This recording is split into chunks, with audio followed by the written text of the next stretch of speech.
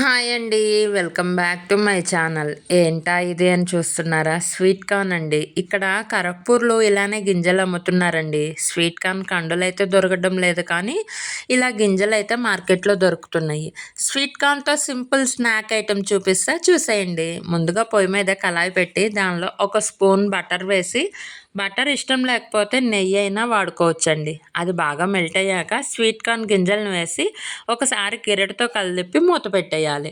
Every 2-3 మినిట్స్కి ఒకసారి కలిపుతూ ఉండాలి, లేకపోతే మాడిపోయే ఛాన్సెస్ ఉంటాయి. మంటను హైలో పెట్టి మాత్రం చేయమాకండి, ఎందుకంటే త్వరగా మాడిపోతాయి. సిమ్లో పెట్టుకుంటే మంచిగా కుక్ అవుతాయి. ఇలా వీడియోలో చూపిస్తున్న మాదిరిగా గింజలు అన్నీ ఫ్రై అయ్యాక లాస్ట్లో కొద్దిగా ఉప్పు కారం వేసి కలిపాలి. ఉప్పు కారం మీ టేస్ట్కి తగ్గట్లు వేసుకోండి.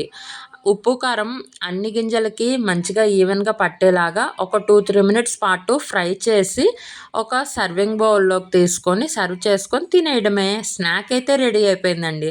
పిల్లలు స్కూల్ నుంచి రాగానే ఏదైనా పెట్టు ఆకలి వేస్తుంది అని అంటారు కదా, ఇలా స్వీట్ కార్న్తో స్నాక్ చేసి పెడితే లొట్టలు వేసుకుంటూ తింటారండి. చాలా యమ్మీగా తీయగా కారకారంగా భలే ఉంటుందండి. ఇక్కడ మా పాప కూడా చాలా ఇష్టంగా తిందండి.